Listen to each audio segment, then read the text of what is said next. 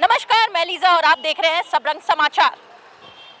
आज स्वास्थ्य मंत्री बन्ना गुप्ता के आवास में एनएचएम कर्मी जो कि 16 वर्षों से उनकी एक मांग कि हमें नौकरी जो है उनकी वो परमानेंट कर दी जाए, ये इनकी मांग 16 वर्षों से, और अपने मानदेय को बढ़ाने को लेकर के ये आज फिर ज्ञापन देने के लिए आए। आइए सुनते हैं क्या कुछ कहना है एनएचएम कर्मियों का, क्योंकि 16 वर्ष बहुत लंबे होते हैं और इनकी मानदेय की अगर बात करूं तो 15,000 रुपये इन्हें मानदेय के रूप में दिया जाता है, और जिसमें इनका ये भी कहना है कि कुछ भी हमें फ़ायदा नहीं मिलता है। स्वास्थ्य विभाग एक बहुत ही अहम विभाग, एक अहम जिम्मेदारी होती है, और ऐसे में जब उस विभाग में लोग काम कर रहे होते हैं और उन्हें ही मानदेय के रूप में कुछ ना मिले तो वो निराश और हताश होकर के अपने मुखिया यानी कि स्वास्थ्य मंत्री के यहाँ ही जाना को तैयार हो जाते हैं।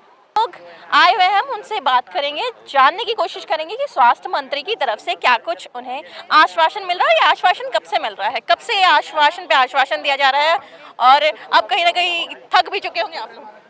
जब से ये सरकार बनी है झामुमो की सरकार, इस सरकार से हम लोगों को बहुत ही आशाएं थी।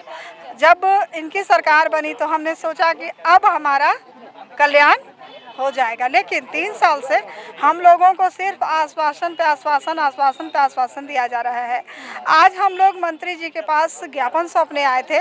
उन्होंने कहा था, 2 महीना पहले वित्त पत्र जारी हुआ था और उन्होंने कहा था कि एक कमेटी गठित करके आप लोगों के समायोजन पर गंभीरतापूर्वक निर्णय ले लिया जाएगा, लेकिन अभी तक उसमें मुझे नहीं लगता कि कुछ कार्रवाई की गई है। और आज हम लोग गुहार लगाने भी आए थे और मंत्री जी को आगाह भी करने आए हैं कि 31 दिसंबर तक यदि हमारे स्थायीकरण के लिए कोई ठोस कदम नहीं उठाया गया तो हम लोग चरणबद्ध आंदोलन करेंगे, और वो आंदोलन भूख हड़ताल तक भी जा सकता है, क्योंकि अब हमने सारा कुछ करके देख लिया। अब हमारे पास भूख हड़ताल ही बचा है, आमरण अनशन, वो अब हम लोग करने की सोच रहे हैं, जो कि हो सकता है 31 दिसंबर के बाद हम लोग जनवरी में निर्णय ले लें। आपकी पहले ये भी कहीं ना कहीं ये भी मांग थी कि आपके मानदेय में थोड़ी वृद्धि हो, उस बारे में भी बहुत कम, इतना कम मानदेय है, इतना कम मानदेय है, इसमें भरण पोषण क्या हो सकता है। 4 साल पहले हम लोग को 2017 में 15% बढ़ाया गया था, 15%। जो भी हमारी सरकार अभी तक हम लोग को जिसका मानदेय मात्र 15,000 है, उनको अभी तक देने में सक्षम नहीं है। जो 15%, इतनी गरीबी में क्या हमारे बच्चे बीमार नहीं पड़ रहे हैं? क्या हमारे बच्चे स्कूल नहीं जाते हैं? क्या हम लोग भोजन पानी अन्न नहीं लेते हैं? कहाँ से करें हम?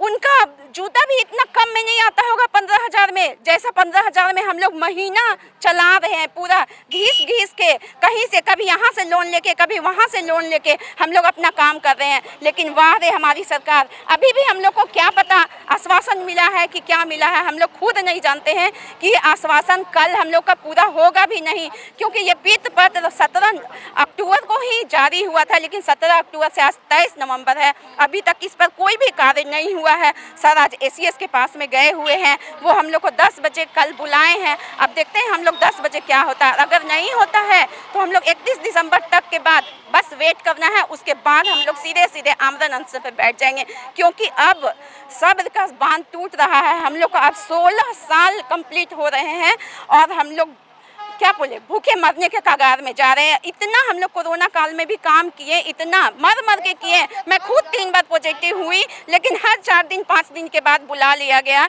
उसके बाद भी हमारी बहनें जंगल में, पहाड़ में, हर जगह जाकर काम कर रही है, हर टू रीच एरिया में जाकर काम कर रही है। लेकिन सरकार नहीं, उपलब्धि किसको होता है? स्वास्थ्य विभाग को, सिर्फ और सिर्फ स्वास्थ्य विभाग को। काम कौन करता है? ठीक है, और सेहरा कौन बनता है अपने माथे? ये चीज़ सोचिए, सेहरा कौन बनता है अपने माथे कि स्वास्थ्य विभाग झारखंड इतना आगे है स्वास्थ्य में, ठीक है, आयुष्मान में झारखंड इतना आगे है, लेकिन ये नहीं लोग सोचता है कि जो हमारी रीढ़ की हड्डी है उनको हम लोग परमानेंट कर दें। कम से कम ये शर्मिंदगी हम लोग को नहीं महसूस हो कि 16 साल में मात्र 15,000 रुपये, 1,000 रुपये के हिसाब से भी नहीं। सोचिए कितनी शर्म की बात है। आप देख पा रहे हैं कि जो लोग हैं वो आक्रोशित होते जा रहे हैं। धीरे धीरे कहीं ना कहीं आक्रोशित इसलिए क्योंकि लगभग ये 16 साल से अपने लिए, अपने हक के लिए अपनी आवाज़ को उठा रहे हैं, लेकिन कोई भी इनकी सुन नहीं रहा है। आश्वासन पे आश्वासन, आश्वासन पे आश्वासन दिया जाता है। स्वास्थ्य विभाग अगर बात करूं तो स्वास्थ्य विभाग एक बहुत ही अहम विभाग है, और ऐसे में जो स्वास्थ्य में इसमें काम करते जो कार्यरत लोग हैं उनके साथ अगर इस तरीके से होगा तो कहीं ना कहीं ये सभी चीज़ें बहुत ही गलत की ओर इशारा देती कि आने वाले दिनों में ये लोग कहीं ना कहीं हार करके अपने जो काम है उसे भी छोड़ सकते हैं, क्योंकि इन्होंने कहा कि 31 दिसंबर तक हम इंतज़ार कर रहे हैं, उसके बाद हम भूख हड़ताल पे बैठेंगे, अनशन करेंगे, आंदोलन करेंगे। ये सभी चीज़ें अब देखने वाली बात होगी कि कहाँ जाएगी, कि क्या इनकी बातों को सुना जाता है। वैसे आज इन्होंने स्वास्थ्य मंत्री बन्ना गुप्ता से मिल करके ज्ञापन सौंपा है। अब कल क्या कुछ होने वाला है, कल इन्हें बुलाया गया है, तो आने वाले दिनों में देखने वाली बात ये होगी कि क्या जो एनएचएम के जो लोग हैं उनकी बातों को सुना जाता है सरकार के द्वारा। वैसे बहुत ही निराश हो चुके हैं ये लोग। ऐसी खबरों के लिए बने रहे सबरंग समाचार के साथ। कैमरा पर्सन दीपक के साथ लीजा, सबरंग समाचार।